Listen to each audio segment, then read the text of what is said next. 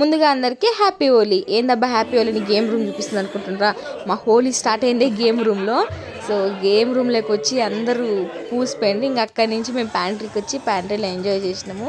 సునీల్ అన్న, శైలేష్ సార్ వీళ్ళిద్దరే నాకు ఆఫీస్లో బెస్ట్ అంటే. సో ఇంక అక్కడి నుంచి మేము మా హోలీని కంటిన్యూ చేసినాము. అకస్మాత్తుగా CEO ఎంట్రీ అయ్యిండు. So that was the best moment. CEOకి కూడా పూసిన నేనైతే.